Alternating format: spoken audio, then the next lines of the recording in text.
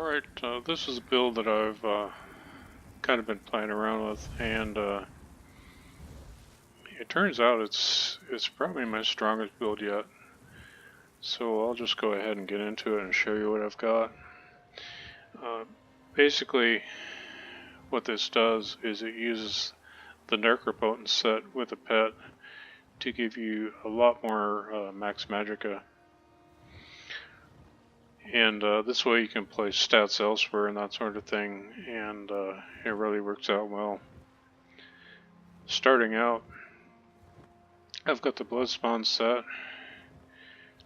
Now that does two things. It gives me stamina recovery, and it also gives me quite a bit of tankiness when this procs, and this procs kind of basically all the time. And it gives me also a lot of ultimate back. So basically my ultimates are just about always available. The second set I use is the Giuliano set. And the Giuliano set has a lot of really good things to it. It gives you roughly just a tad under 8% critical. It gives you some magicka, and it gives you some spell damage too. The only other set that really does more damage than this, as far as I know, is the Spinner set. And that's a good set as well if you wanted to run that. It's only a little bit more damage, and Giuliano's does give you a little bit more critical, so you're going to have that critical which will feed your power surge, which will heal you. While active, dealing a critical strike heals you for 30, 60. I'm not sure why that number is so high right now. Usually it says 25, 50, but anyway, that will feed your power surge, having that critical, because the more critical strikes you heal, the more you actually heal. Plus the heals that you do get from having high critical will be crit heals, and that can really make a lot of difference. Speaking from experience, having a high crit build with crit heals really adds a lot to the equation. The next set, of course, is the Necropotent set, and that gives you max magicka all the way around, and it gives, when you have a pet active, it increases your max magicka by 3,000. Now in the jewelry, this is kind of a flex spot. You can mix and match. I've got magicka recovery on an infused, I've got stamina recovery, and I've got spell damage. Now you can play this any way you want. If you want more damage, for the max damage you want everything to be arcane and spell damage glyphed on top of that. But having this will increase your glyph, which increases the effect you want to have on it. And I might later on change one of these to an arcane, maybe this one with magicka recovery, but at this point I don't know. I kind of like it where it's at, and it really doesn't make any difference in gameplay. Having some magicka recovery really helps. Now, most of my magicka recovery will come from heavy attacks and dark conversion. Dark conversion will not only give you a lot of health back, but it gives you a lot of magicka as well, and an additional 2400 magicka over 20 seconds. So basically this is worth about 6,000. One dark conversion. It does take a little bit of time, 1.2 seconds, but over time this will give you 6,000 magicka. And if you run out of magicka, of course, you know, you can repeat this, and the 2400 won't carry over, but you'll get the 3600 right away. So it's kind of imperative to have this skill for your magicka recovery. Getting into the weapons, this is the part that's pretty important. I go with a flame staff and a restoration staff. Both of these have the infused property on them, and I'll show you why in a minute. I've got a disease damage glyph here. Now, shock damage, a shock damage glyph will actually do more damage, and I've got a few other staffs here for certain occasions, like this one is a flame staff, which gives you me more shock damage. I've also got one for the sewers in Imperial City. This does a ton of damage. And I've got a few others, but ideally when I'm in a PvP area, I carry this around. And the reason being, this will give about 22% minor befoul, which reduces your healing by 22%. Plus, added into my champion points, I've got another 75 into befoul, which gives me another 51% of healing reduction. Now, to be honest, I don't know that it gives me that much in reality, but it does seem to work. It keeps players from healing, and if you ever run into like Templars or something like that, you know, you knock them down to like 1% health, and then they do a few magic waves or breaths of life, and they're back up to full health. You know, some of these fights get really silly, so I just keep this here. It does seem to knock their healing ability down quite a bit. Now, going into a fight, I will light attack with this, and this will give me about 5 seconds of added weapon and spell damage. And sometimes that's enough, but if you can weave light attacks from your restoration staff just to proc this glyph, it's really nice to have. Your spell damage goes up quite a bit. And then, of course, you switch to your front bar and you hit him with your disease glyph, and that works out pretty well. Getting into the skills, this is my back bar, more or less my defense bar. I have a Twilight, and this has to be on both bars, so regardless. And this thing does just about 5,300 damage to NPCs and that sort of thing. It does less to players, but it's really good damage. You figure about somewhere between 25 and 3,000. This is what it can hit a player with. So this isn't useless. And besides that, this thing will heal you for a ton. Of course, you got Streak. Now, Streak, this is one of the most, if you can master this as a sorcerer, this really is the thing to do. You can streak through people. You can basically immobilize a whole crowd. I mean, it's only going to be for a second and a half, but you're going to be able to immobilize them and maybe get around a corner or something like that.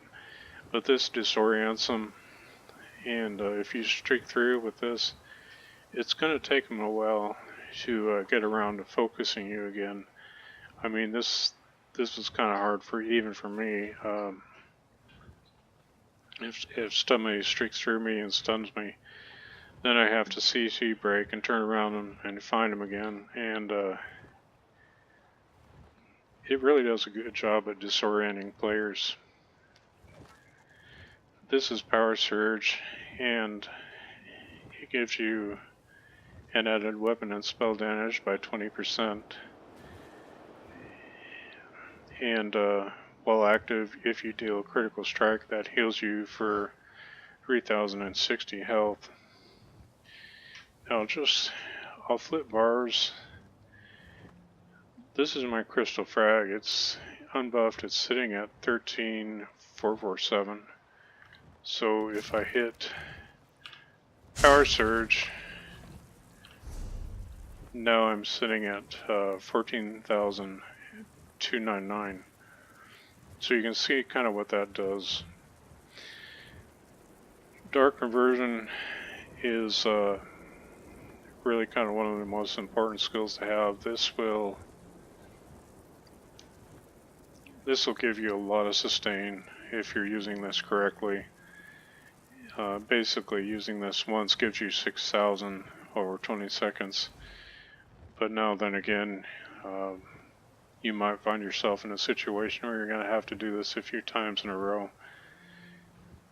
And it only uses 2010 stamina, and it gives you back a lot of magicka.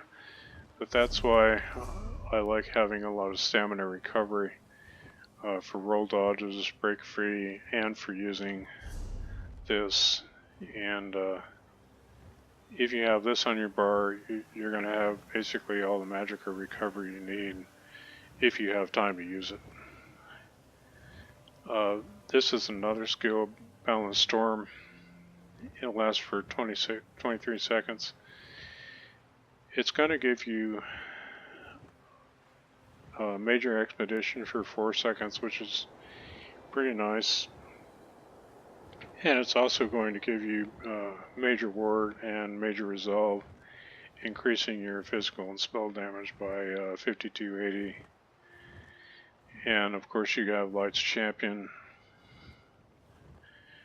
Now, on this bar, I have, this is my attack bar.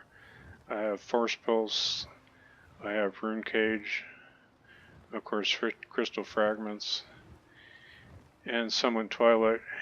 And this actually does a pretty good bit of damage if you're dealing with another player or whatnot.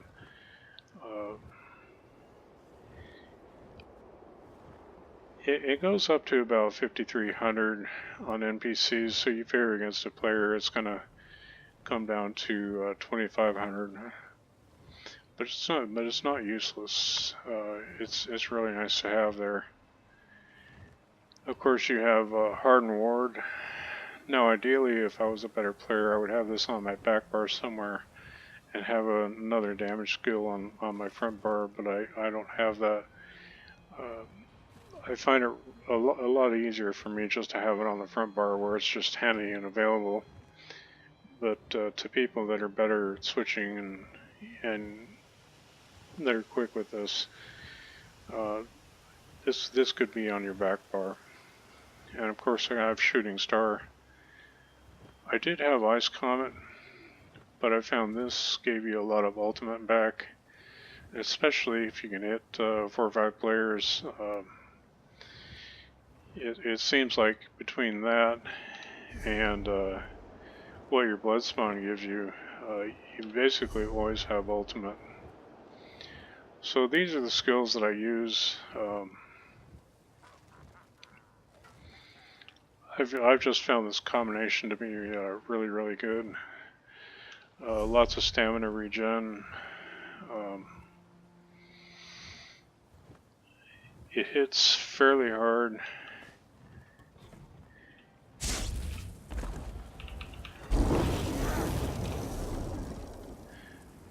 As you can see, my spell resistance is 18,500.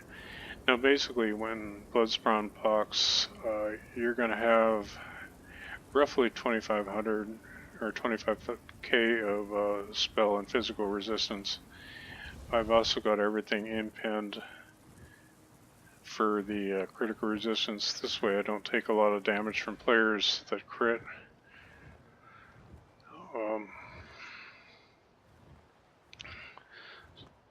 Let's see, one more thing. I'm going to go through the champion points. I've got points into Warlord, Break Free. This is really important because you're going to get CC'd a lot out there, and you're going to need to be able to break free. Of course, this takes stamina, which I've got a fairly healthy stamina recovery with this.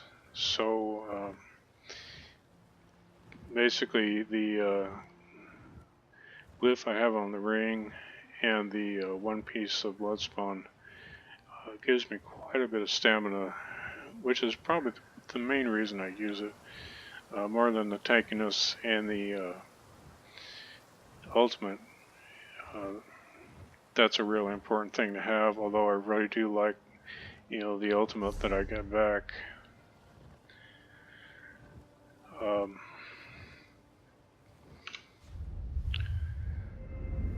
So having this is important for that reason. I've also got points into Mooncalf for stamina recovery. Like I say, if you're a Sorc out there and you're fighting multiple opponents, you're definitely going to want stamina recovery. Just from experience, you know, if you don't have that, you're going to get CC'd and you're going to die, and you're not going to be able to break free. Of course, I've got Magicka recovery, and I've got 75 into Befoul, which really reduces someone's healing ability with that glyph. Now I figure numbers wise, I'm supposed to be able to reduce their healing 73%, but it doesn't always seem to work that way. But it does work. So I'm not sure what the exact number is here, but it's something that's really proven its value out there. So I've just kept it, and it's worked out pretty good.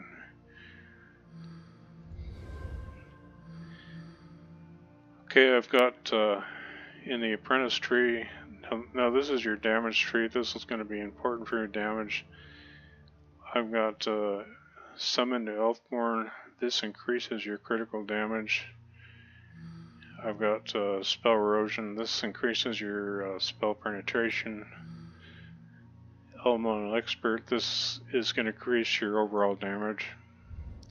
Along with this, Master at Arms. Using these two kind of feed off of each other. So having these two set up is really where you're going to want to be. I don't have anything here. In the Steed Tree, I've got Ironclad. I've got 56 points here, and I've got 13 into Spell Shield. I've got 52 into Crit Resist, which, going along with my Impend Armor, gives me that 3000 critical resistance.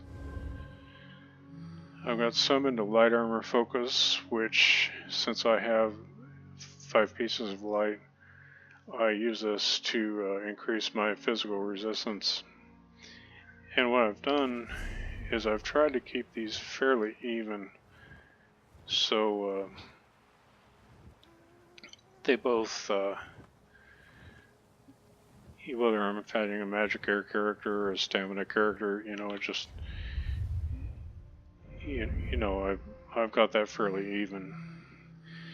I've got 43 into Hardy, 43 into Elemental Defender. I've got Unchained. This is kind of a nice ability to have. So if you break free and you roll dodge or something like that, that's not going to cost you really anything. The way this works, they say it's 80%, but it's just next to nothing to use a stamina ability.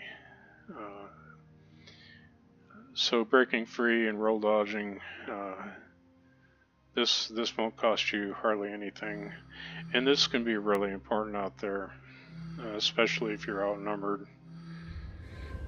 I've got 26 points into Bastion. I think this works with my shield pretty well, and it gives me what I need. I estimate my shields to be somewhere between 12 and 13k, which is a pretty good healthy shield. Although I don't have my add-ons at this time, by my estimation, I think this works out pretty well. So there you have it. Getting into the potions that I use. If you're outnumbered and you're in a situation where you're going to need all your stats to be working, this is probably the best potion to use. This does the most damage, and it increases your crit rate by 10%. So basically I'll demonstrate this here.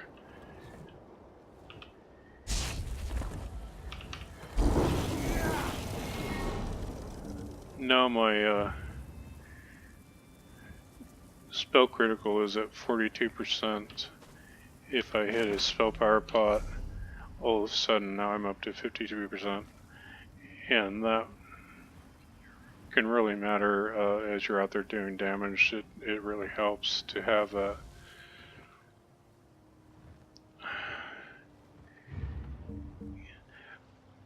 However, these two have, they're good potions to have. It just depends on the situation you're in. You know, and of course this is a judgment call. If you don't think you're going to get CC'd, this would be the one to use. You know, if you're out there and you're in big fights and you're rolling around and doing dark deals and everything, this is probably the best potion for you to use.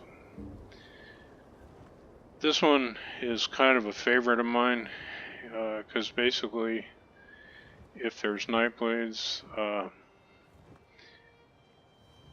I can pop one of these and I can see him, and just about 90% of the time I can go ahead and kill him. You know, just because that I can see him, and this works really, really well. I would recommend always having this on you.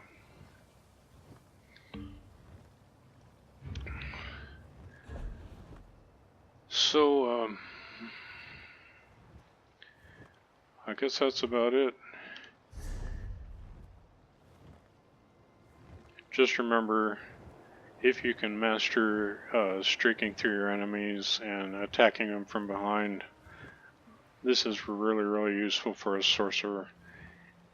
And although I've done that, I'm kind of starting to learn to master that, and it's really kind of upped my game quite a bit. Of course, you have Rune Cage, and this is really good and buffed up.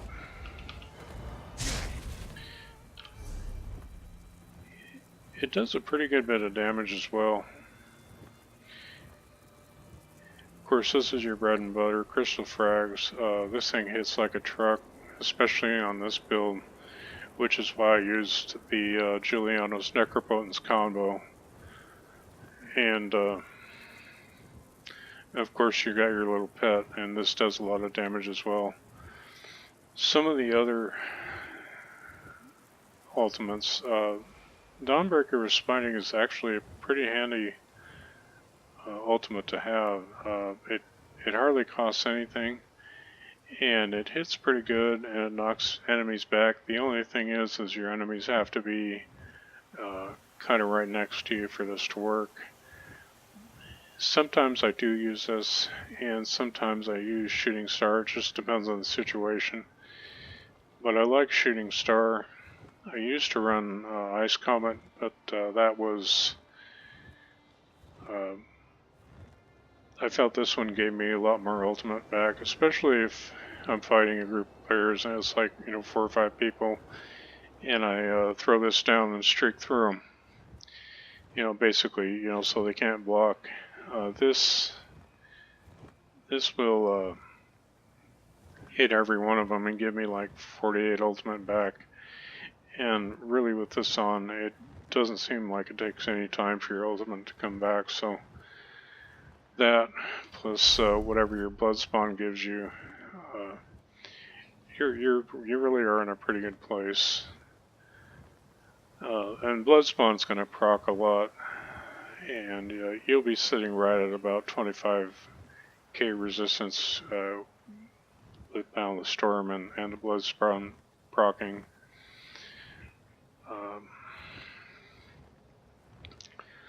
So I guess that's about it. Just basically when I go into a fight, remember I light attack with a resto, which procs this glyph, gives me added weapon and spell damage for another 5 seconds. And of course I buff up here, and then you're good to go. You can shield, and you can use your Twilight to heal. And this Twilight, it really goes pretty high. It's almost like a Templar, and this heal can crit as well. So if say you are at 50% crit and you're using a crit potion, you pop that a few times. Generally one of these is going to be a crit heal, and it's going to take you up almost to about where you are.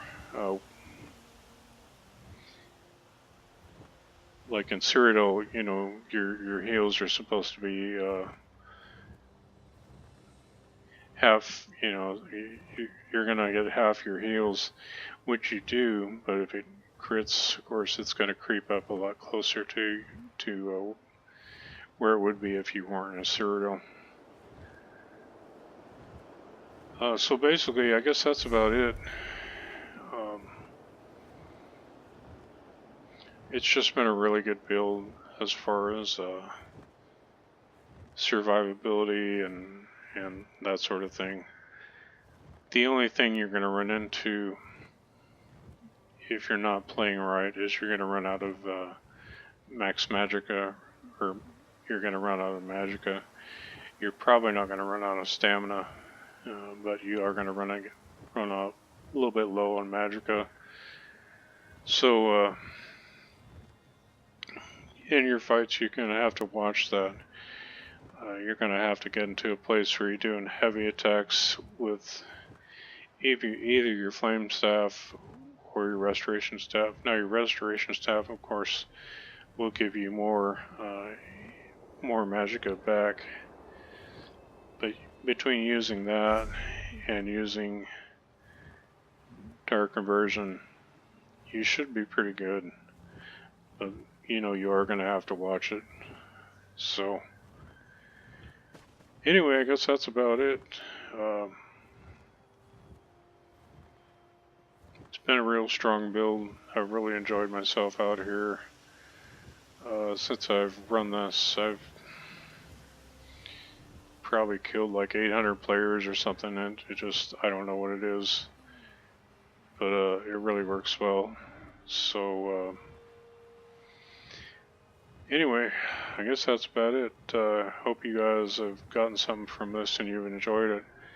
I'm going to put a link in the description of Pelican's build, just because, you know, I got some of the ideas from him, and I think he does really good builds, and I'd like you guys to have more sources for builds, you know, not just me, but, you know, other people out there that might have better ideas than what I have.